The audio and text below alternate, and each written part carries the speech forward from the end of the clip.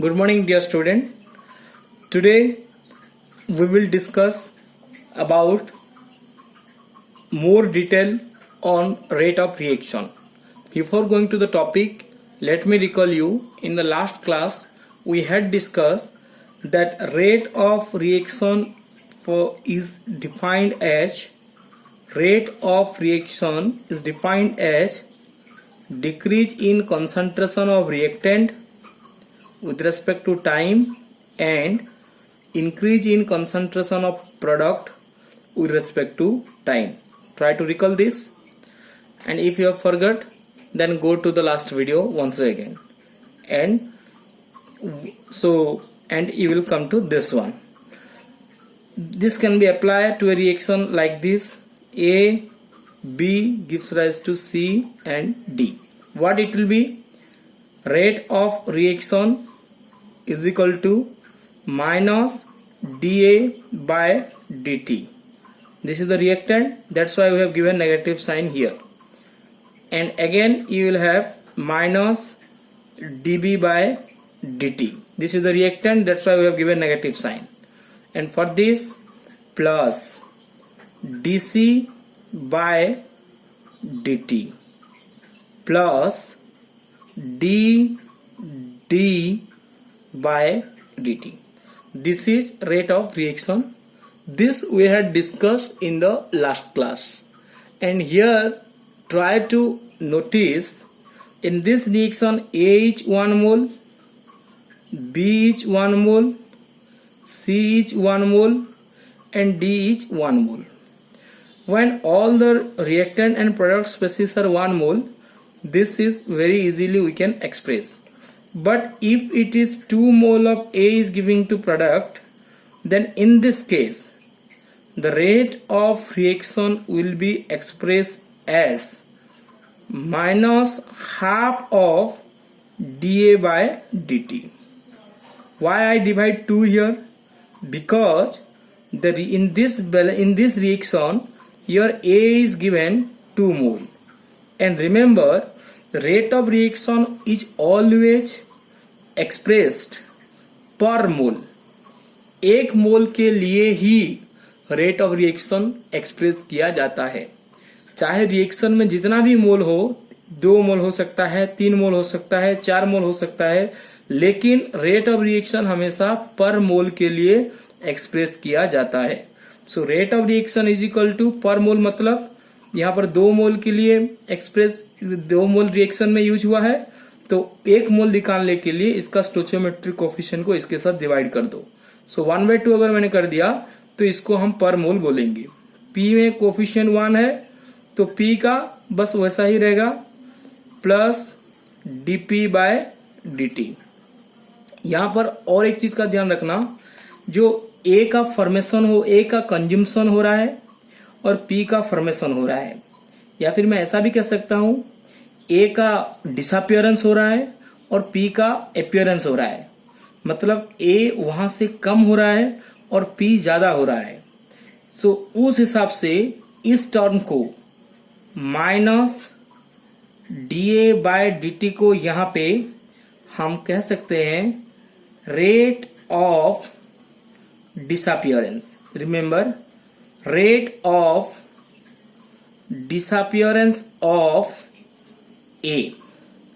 ठीक उसी तरह dP बाय dt को हम क्या बोलेंगे? रेट ऑफ अपीयरेंस, क्योंकि प्रोडक्ट फॉर्मेशन हो रहा है, अपीयरेंस ऑफ P बोलेंगे. In this case rate of appearance of P is equal to rate of reaction, because इसका स्टोइचियोमेट्री 1 है. लेकिन rate of disappearance of A is not equal to rate of reaction, क्योंकि यहाँ पर 2 मोल दिया है. सो इसका रेट ऑफ रिएक्शन क्या होगा? Half of rate of disappearance of A. इसको अगर हम एक जनरलाइज फॉर्म में लिखेंगे, so let's suppose I am writing a general reaction AA BB CC DD. मतलब यहां पर A मोल है, B मोल है, C मोल है एंड D मोल है. तो इन सबको रेट ऑफ रिएक्शन लिखने के लिए इन सबका पर मोल निकालना होगा. सो यहां पर रेट ऑफ रिएक्शन क्या होगा, रेट ऑफ रिएक्शन जो होगा इसका ए मोल दिया है, पर मोल मतलब 1/a, so rate of reaction is equal to -1/a dA/dt। समझ में आया। यहां पर -dA/dt क्या है, -dA/dt जो है वो है रेट ऑफ डिसअपियरेंस ऑफ ए है। ठीक उसी तरह रेट ऑफ रिएक्शन क्या है, और एक बी के टर्म में क्या होगा, -1/b dB/dt। सी के टर्म में क्या होगा, सी मोल दिया है लेकिन पर मोल निकालना है, पर +1/c dC/dt, इसका +1/d dd/dt। मेरे ख्याल से सब लोगों को समझ में आया। ये वाला है +1/d dd/dt। I hope you all are getting the things. हमेशा रेट ऑफ रिएक्शन को पर मोल के लिए निकाला जाता है, तो इसीलिए मैं रेट ऑफ रिएक्शन को मोर एक्यूरेटली कैसे डिफाइन कर सकता हूं, rate of reaction is equal to, ये मोस्ट एक्यूरेट डेफिनेशन होगा, is equal to rate of disappearance. Rate of disappearance के जगह पर तुम कंजम्पशन भी लिख सकते हो, ये डिफरेंट टर्मिनोलॉजी है। तुम डिफॉर्मेशन भी लिख सकते हो, डिफॉर्मेशन मतलब घट रहा है, कम हो रहा है। डिसअपियरेंस ऑफ रिएक्टेंट्स, और मैं और बोल रहा हूं, रेट ऑफ अपीयरेंस, किसका, प्रोडक्ट का। अपीयरेंस के जगह पर तुम फॉर्मेशन भी लिख सकते हो, ऑफ प्रोडक्ट्स, वो भी कितने का, पर मोल। Here important is per mole. I hope you all are getting. So यहां पर हम ए को क्या बोलेंगे, इस dA/dt को क्या बोलेंगे, -dA/dt को। यहां पर हम -dA/dt को बोलेंगे रेट ऑफ डिसअपियरेंस ऑफ ए। ठीक उसी तरह dB/dt को क्या बोलेंगे, -dB/dt को, आई एम सॉरी, -dB/dt को हम क्या बोलेंगे, rate of disappearance of reactant B, और सिर्फ बी भी लिख सकते हो। ठीक उसी तरह से +dC/dt को हम क्या बोलेंगे, +dC/dt को हम बोलेंगे rate of appearance of product C. dd/dt को क्या बोलेंगे, rate of appearance of D और product D. I hope you got this thing. अब आगे मैं एक एग्जाम्पल के थ्रू इसको तुम्हें समझाऊंगा। मान लो कि तुम्हें एक एग्जाम्पल दिया गया है, H2 + Cl2 gives 2HCl। इस रिएक्शन पहले चेक कर लेना कि बैलेंस है या नहीं। This is a balanced reaction, तो इसका रेट ऑफ रिएक्शन क्या होगा, इसका रेट ऑफ रिएक्शन होगा -dH2/dt, क्योंकि ये 1 मोल दिया है और इसका स्टोइचोमेट्री कोफिशिएंट 1 है, तो कुछ भी डिवाइड नहीं होगा, ये ऑलरेडी पर मोल दिया है। ठीक, इसको क्या बोलेंगे हम, rate of disappearance of hydrogen. ठीक उसी तरह ये क्या होगा, rate of disappearance of chlorine. यहां पे भी कुछ डिवाइड नहीं होगा, लेकिन इसके लिए +1/2, क्योंकि 2 मोल दिया है और पर मोल निकालना है, 1/2 DHCl/dt। यहां पर जो +DHCl/dt जो है, इसको हम बोलेंगे rate of appearance of HCl। तो मैं एक स्टेटमेंट यहां पे लिख सकता हूं, for this reaction which one is correct, for this reaction which statement is correct.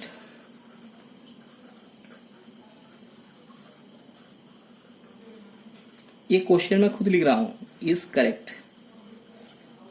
Option A, rate of reaction is half of rate of disappearance of HCl। Option A, ये मैंने HCl दिया। Option B, rate of reaction is half of rate of disappearance of H2। rate of reaction is half of or is, sorry, not half of, rate of reaction is twice of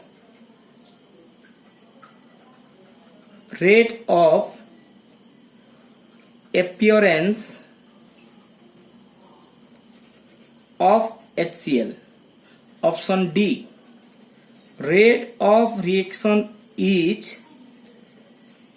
half of rate of appearance of HCl। I will not say the answer. I hope you could solve it. Which one will be the correct option for this reaction? Answer already copy पे लिखा है, सिर्फ तुम्हें यहाँ पर उसको ढूंढ कर लिखना है। थोड़ा सा अगर दिमाग लगाओगे तो क्वेश्चन बहुत इजी है। हम इस टाइप का कुछ और क्वेश्चंस अभी डिस्कशन करेंगे। Let's discuss more question of this type. 1 minute, let me find out some questions।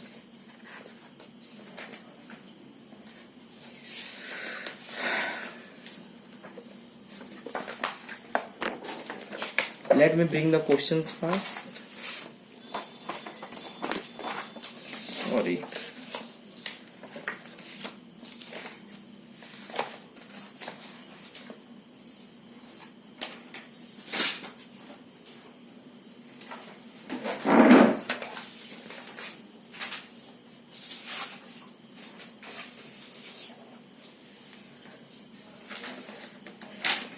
Yes, I got the question.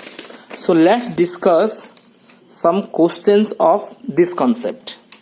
Here you are asked for the reaction N2 plus 3H2 gives 2NH3, rate is expressed as dex। Rate को हम इसको यहाँ पर कैसे express कर सकते हैं? Option के बारे में भूल जाओ। लेट्स सी, इसका 1 मोल है, इसका 3 मोल है, इसका 2 मोल है। तो इसके लिए पर मोल लिखना है, तो ये 1 मोल है, तो सिर्फ क्या होगा, माइनस dN2/dt होगा। लेकिन इसका 3 मोल दिया है, तो ये क्या होगा, माइनस 1/3 dH2/dt होगा। इसका क्या होगा, rate of appearance of NH3 आएगा, मतलब प्लस 2 है, तो इसका 1/2, सो प्लस 1/2 dNH3/dt। कौन सा ऑप्शन है? N2 का तो कुछ ही डिवाइड है या फिर मल्टीप्लाई भी नहीं होगा, कुछ डिवाइड नहीं होगा, तो ये वाला ऑप्शन तो निकल गया। इसका देखो, यहां पर माइनस है, ठीक है, कुछ भी डिवाइड नहीं हुआ है, ठीक है, dN2/dt सही है। इसका माइनस 1/3 है, सही है। इसका 1/2 है, सही है। So this is the right option. I hope you got this question. Next इसका देखो, for the reaction 2NO2 gives 2NO plus O2, rate is expressed as डेक्स। इसको रेट हम कैसे एक्सप्रेस करेंगे? इसका 2 मोल दिया है, मतलब माइनस 1/2 dNO2/dt। इसका 2 मोल दिया है, प्लस लेकिन होगा क्योंकि ये प्रोडक्ट में है, 1/2। Why 2? Because stoichiometry is 2 and 1/2। Why it is 1/2? Because पर मोल निकालना है। 1/2 dNO/dt, और इसका कुछ भी नहीं डिवाइड होगा, सिर्फ dO2/dt होगा। This is your answer. I hope you are clear. For this reaction or for this hypothetical reaction 2A gives rise to 3C, the rate of reaction R is given by dex। rate of reaction क्या होगा? Either reactant के term में अगर लिखोगे तो minus 1/2 dA/dt होगा, या फिर इसका क्या होगा, प्लस 1/3 dC/dt होगा। ए के टर्म में पूछा है क्वेश्चन, तो ए पे टर्म में क्या होगा, minus half dA by dt. So B is the right option. Question number 4 क्या दिया है? For the reaction 2A gives rise to 3B, rate of appearance of B is equal to dex. Rate of appearance पूछा है, मतलब question number 4 में जो पूछा है, क्वेश्चन नंबर 4 जो तुम्हें दिया है data 2A gives rise to 3B, और यहां से तुम्हें क्या पता चल गया, रेट ऑफ रिएक्शन क्या है पता चल गया. रेट ऑफ रिएक्शन क्या हो गया, minus half of dA by dt है is equal to plus 1/3 dB by dt. You are not asked, or the question is not asking about our rate of reaction. Question is asking about rate of appearance of, ध्यान रखना, rate of appearance of B पूछा है, मतलब you are asked plus dB by dt.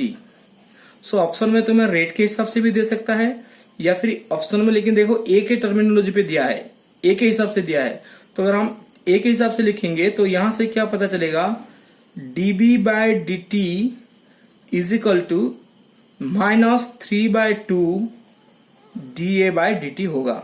I hope you are getting it.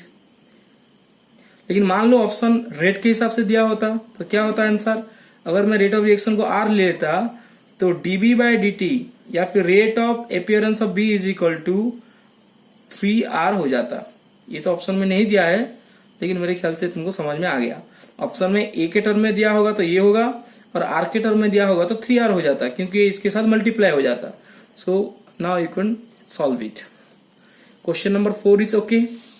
Let's see question number 5. मैं पढ़ के सुनाता हूं. I hope and this will be homework. You will solve it. For the reaction 2M gives rise to N. Rate of reaction is 4 into 10 to the power minus 2 mole liter inverse second inverse. मतलब इस question में तुम्हें R दिया है, rate of reaction दिया है. Find out rate of appearance of N and rate of disappearance of M. तुम्हें rate of disappearance निकालना है और रेट ऑफ अपीयरेंस भी निकालना है. मेरे ख्याल से सब लोग कर सकते हो. And you will mention the, और इन द नोट्स तो I will provide the notes, but in the notes you will mention all these questions also, so that in future when you will solve the sample paper, all these questions will help you. Okay, I hope you are getting the things clear. Next we will discuss about, next our discussion will be on rate law. Rate law क्या है, हम इसके बारे में अभी discussion करेंगे. Okay.